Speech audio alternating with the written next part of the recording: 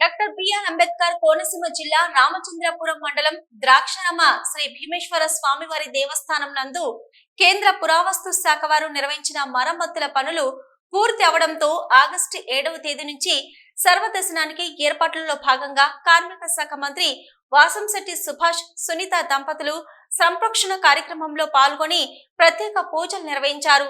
శ్రావణ శుద్ధ తదియ ఉదయం గణపతి పూజ, పుణ్యాహవచనం, పునః పూజలు, వివిధ పారాయణ, గర్భాలయ పూజలు, పరివార దేవతార్చనలు, కుంభాలు, గోదర్శనం, శాంతి హోమం, పూర్ణాహుతి కార్యక్రమాలు నిర్వహించి అనంతరం 11:05 నుంచి భక్తులకు సర్వదర్శనం కల్పించారు.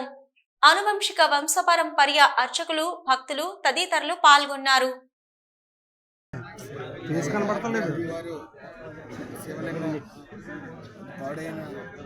సందర్భంగా సంప్రోక్షణ చేయడానికి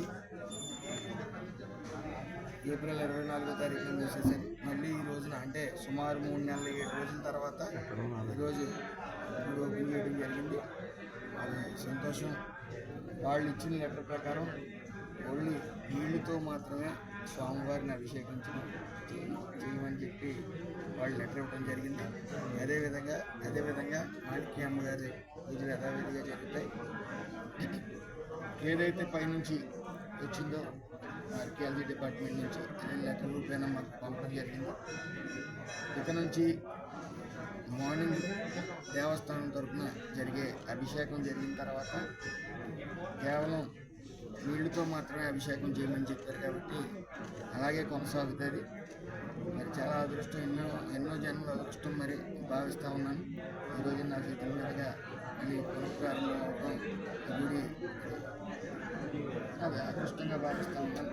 కాబట్టి భక్తులందరూ కూడా దయచేసి అర్థం చేసుకోగలరు. ఆర్కియాలజీ డిపార్ట్మెంట్ వారు